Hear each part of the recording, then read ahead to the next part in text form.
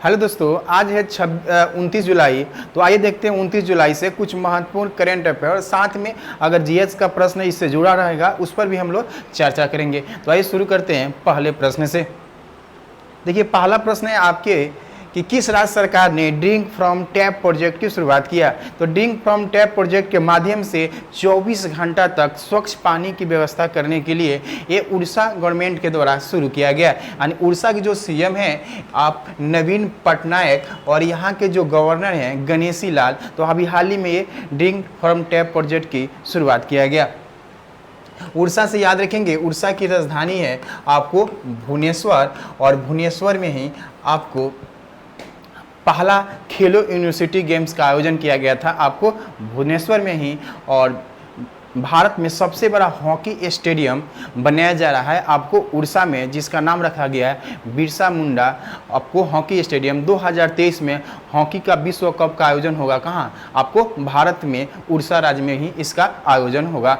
गोवा से याद रखेंगे, हर घर जल पहुँचाने वाला ये देश का पहला राज्य कौन है? गोवा। क्षेत्रफल की दृष्टि से भारत का सबसे छोटा राज्य है और प्रमोद सावंत जो है यहाँ के आपको मुख्यमंत्री हैं। और गोवा क्षेत्रफल दृष्टि से छोटा राज्य होने के कारण भी और इसका समुद्र तटीय क्षेत्र भी सबसे छोटा है और यह भारत का ऐसा राज्य है जो हर घर जल पहुंचाने वाला ये देश का पहला राज्य है। उड़ीसा से एक पॉइंट और याद रखेंगे, अभी हाल ही में चर्चा है आपदा प्रबंधन, यानी आपदा जो प्राकृतिक जो घटनाएं घटती है जैसे तूफान आना या अन्य घटनाएं जो घटती है उससे बचने के लिए ये पाठ्यक्रम में आपदा प्रबंधन जैसे विषय को जोड़ने की शुरुआत किया गया है। कहाँ पे? उड़ीसा में। तो याद रखेंगे आपदा प्रबंधन को भी पाठ्यक्रम में शामिल करने का आपको सिफारिश किया गया है उड़ीसा सरकार के द्वारा। उड़ीसा का जो पाठ्यक्रम है उनके यहाँ जो पढ़ाई होता है उसमें शामिल करने का ये प्रस्ताव रखा गया है। उत्तराखंड से याद रखेंगे, उत्तराखंड में अभी हाल ही में तीरथ सिंह रावत के स्थान पर पुष्कर सिंह धामी जो उत्तराखंड के 11वें मुख्यमंत्री के रूप में शपथ लिए थे और उत्तराखंड के जो गवर्नर हैं बेबी रानी मौर्य, उन्हीं के द्वारा इनको शपथ दिलाया गया था। और उत्तराखंड की राजधानी है देहरादून, जहाँ पर राष्ट्रीय वन अनुसंधान केंद्र स्थित है। हाल ही में किस राज्य सरकार ने मीराबाई चानू को एएसपी नियुक्त किया गया? तो मीराबाई चानू जो है अभी हाल ही में टोक्यो ओलंपिक का जो आयोजन चल रहा है अभी हाल ही में 23 जुलाई से इसका शुभारंभ हुआ, उसमें भारत के लिए पहला जो पदक जीती है इन्होंने। तो पहला बोले यानी ओलंपिक में अभी 8 अगस्त तक चला, जिसमें पहला पदक जो है सिल्वर मेडल जीती है मीराबाई चानू। और इन्होंने भारोत्तोलन में ये भारत के लिए आपको सिल्वर मेडल जीतकर भारत आई है। और वेट लिफ्टिंग में इन्होंने 49 केजी के वर्ग में इन्होंने आपको 202 किलोग्राम की भार उठाई थी, जिसमें 87 और 115 किलो 2 बार करके ये इन्होंने उठाया था और इन्हें मिला सिल्वर मेडल। और ये कहाँ की रहने वाली हैं? तो मणिपुर इम्फाल की रहने वाली है। मणिपुर की राजधानी कहाँ है? इम्फाल, यहीं के रहने वाली हैं। और यहाँ के सीएम हैं बीरेन सिंह। अभी हाल ही में यहाँ की सरकार के द्वारा 1 करोड़ रुपये का आपको इनाम भी दिया गया और साथ में इनको वहाँ पे एसपी के पद पर भी नियुक्त किया गया है। जैसे कि मैं हमारे पीछे देख रहे हैं, ये हैं बीरेन सिंह वहाँ के चीफ मिनिस्टर और ये हैं आपको मीराबाई चानू जो हमारे देश की शान यानी कहा जा सकते। तो भारत के लिए पहली पदक ये टोक्यो ओलंपिक 2020 जिसका आयोजन चल रहा है 2021 में, ये पहला पदक इन्हीं के द्वारा जीता गया है और यह मणिपुर इम्फाल की रहने वाली है। मणिपुर से एक और प्रश्न याद रखेंगे, पूर्वोत्तर भारत का सबसे मीठा पानी का झील जो है वो लोकटक झील है। इसी में केबुल लामजाओ जो एक तैरता हुआ राष्ट्रीय उद्यान है वो भी कहाँ है? मणिपुर में है। असम से याद रखेंगे, असम में अभी हाल ही में असम सरकार के द्वारा जो उनके यहाँ खिलाड़ी होते हैं, प्लेयर होते हैं, उनके लिए जो वार्षिक पेंशन है उसकी अवधि पेंशन की जो मतलब रुपया है, पैसा है, वो 10,000 रुपया कर दिया गया। नहीं 8,000 से कितना कर दिया गया है? 10,000 रुपया उन लोगों को ये पेंशन के रूप में दिया जाएगा जो असम के खिलाड़ी हैं। अगला प्रश्न है, किस देश ने 13 साल की मोमजी निशय ने टोक्यो ओलंपिक में स्वर्ण पदक जीता है? तो मात्र ये 13 साल की हैं आपको मोमजी निशय ने टोक्यो ओलंपिक में गोल्ड मेडल जीती है। ये जापान की रहने वाली हैं। कहाँ की रहने वाली हैं? तो वो जापान की रहने वाली, यानी जापान में ही हो रहा है टोक्यो ओलंपिक, यानी 32वां ग्रीष्मकालीन ओलंपिक जिसका आयोजन अभी 2021 में शुरू हुआ है, ये कहाँ पे, जापान के, और जापान की रहने वाली हैं मोमजी निशे ने ये आपको गोल्ड मेडल जीती है। ये सबसे कम उम्र की हैं और इन्होंने देख रहे हैं जैसे स्केटिंग जो है इसी में इन्होंने एक गोल्ड मेडल जीता है। और इमेज से भी समझ सकते हैं। अब हाल ही में धौलावीरा जिसे यूनेस्को के वर्ल्ड हेरिटेज लिस्ट में शामिल किया गया है 21 राज्य में है। तो आप समझ सकते हैं कि धौलावीरा जो है एक गुजरात राज्य में है और धौलावीरा जो हड़प्पा सभ्यता में एक शहर था, एक नगर था। हड़प्पा सभ्यता कहने का मतलब सिंधु घाटी सभ्यता, यानी सिंधु घाटी सभ्यता को हम लोग हड़प्पा सभ्यता के भी नाम से जानते हैं। और सिंधु सभ्यता की जानकारी सर्वप्रथम किसने दिया था, तो ये दिए थे आपको जॉर्ज कनिंघम ने पहली बार दिया था। और सिंधु सभ्यता में पहला स्थल की खुदाई जो हुआ था जिसका नाम था आपको हड़प्पा, अतः इसे हड़प्पा सभ्यता भी कहते हैं। और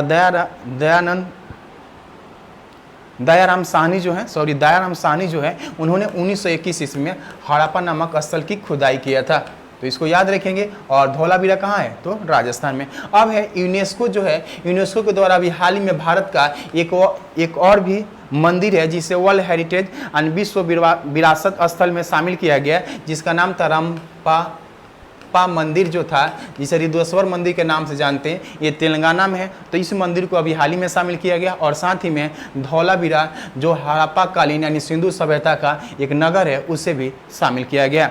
पंजाब से याद है, पंजाब में ही है रोपड़, जो सिंधु घाटी सभ्यता का एक क्षेत्र था रोपड़, वो कहाँ है, पंजाब में ही है। और कालीबंगा कहाँ है, आपको राजस्थान में कालीबंगा है, जिससे काले रंग की चूड़िया होता है। और इसमें भी एक सबसे बड़े शहर था सिंधु घाटी सभ्यता में जिसका नाम था मोहनजोदारो। क्या नाम था, मोहनजोदारो। और मोहनजोदारो से भी कई तरह के प्रश्न आपको देखने में मिलता है, जैसे मोहनजोदारो वर्तमान पाकिस्तान में है और मोहनजोदारो की खोज किया गया था राखल दास बनर्जी के द्वारा 1922 ईस्वी में। और यूनेस्को का हेडक्वार्टर कहाँ है, तो यूनेस्को का हेडक्वार्टर है आपको पेरिस, फ्रांस की राजधानी में। और पेरिस जो है वो सीन नदी के किनारे बसा हुआ है।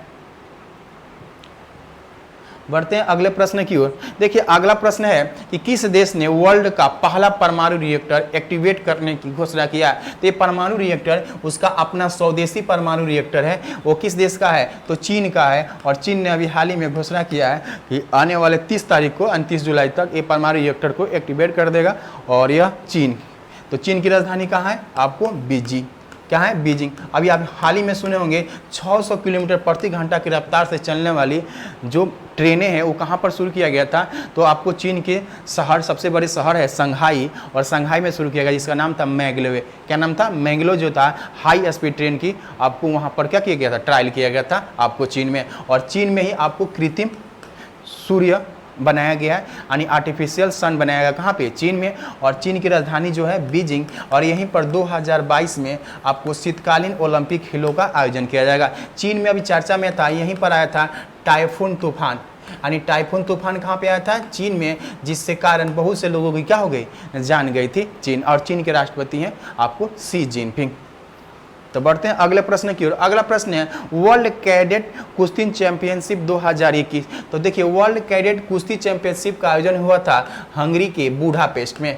कहाँ हुआ था, तो बुडापेस्ट में इसका आयोजन किया गया था। इसमें कुल मिलाकर भारत ने 13 मेडल जीता था। कितना मेडल जीता था, 13 मेडल जीता था, जिसमें 5 को गोल्ड मेडल जीता गया था, यानी 5 को इसमें क्या था, गोल्ड मेडल था।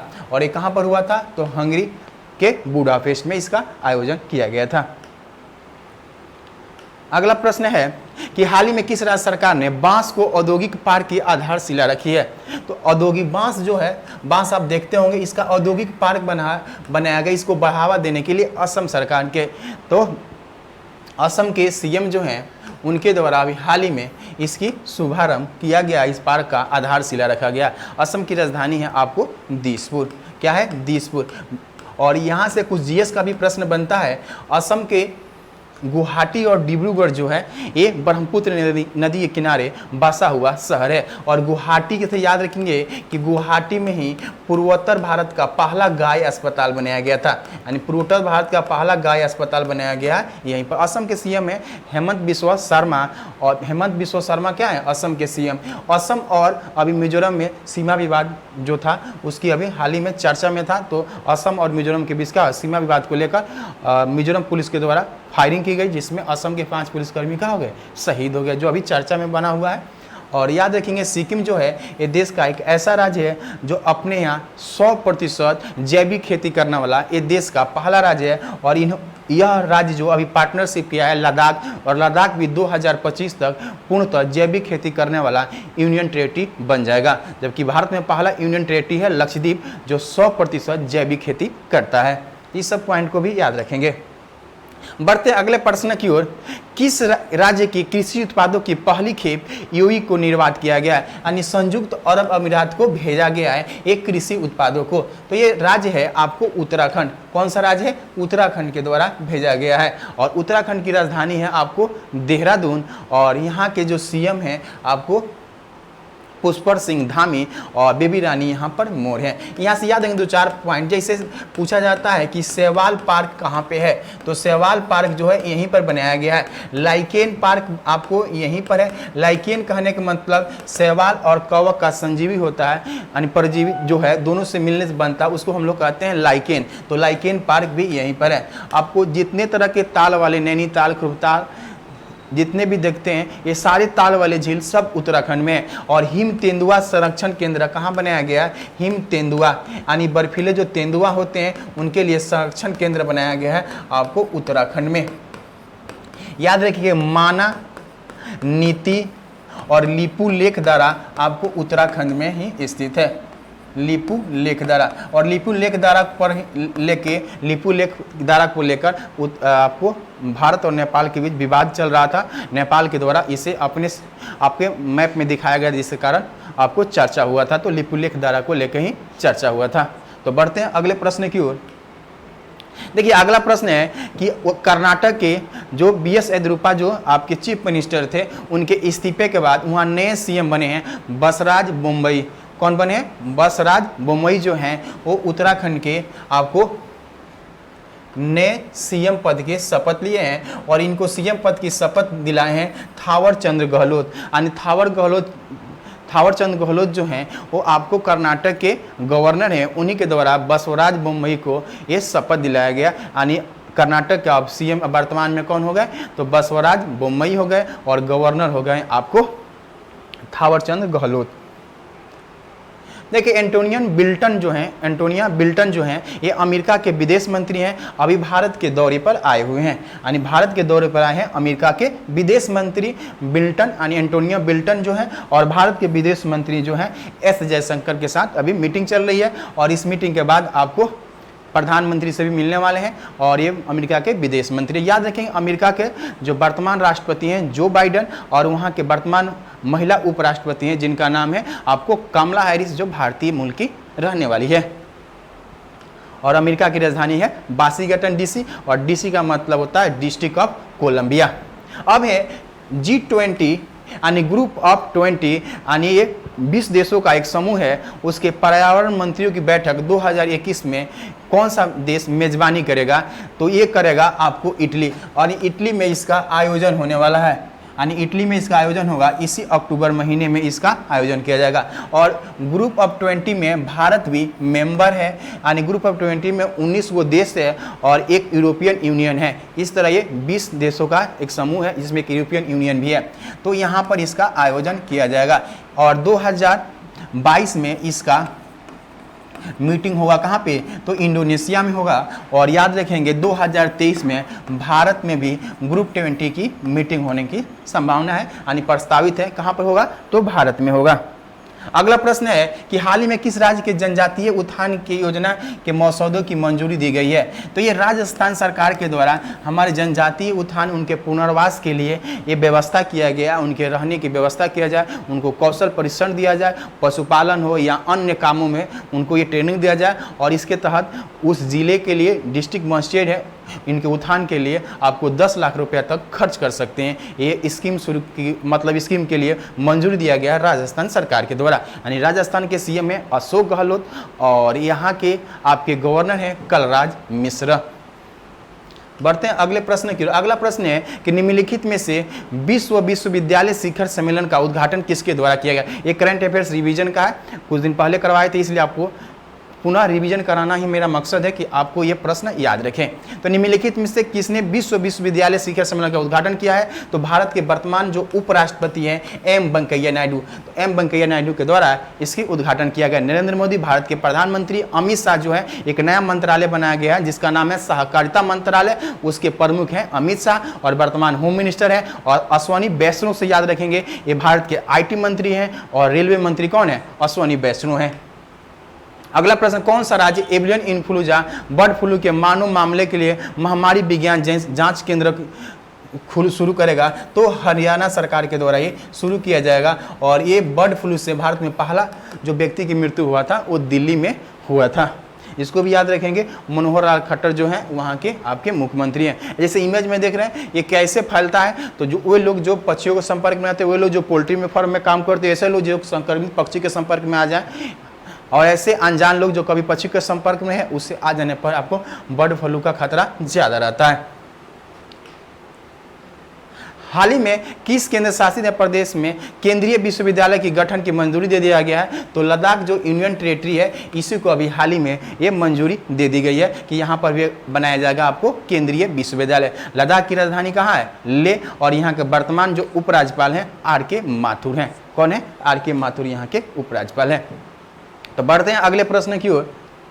देखिए अगला प्रश्न है कि किस राज्य सरकार ने विश्वविद्यालय के विभिन्न पाठ्यक्रमों के इच्छुक जो ट्रांसजेंडर होते हैं उनके छात्रों की जो अधिकतम सीमा थी उसे समाप्त कर दिया गया। तो वह राज्य है आपका केरल राज्य के द्वारा समाप्त किया गया है। तो ट्रांसजेंडरों से कुछ प्रश्न है जिसको याद रखेंगे।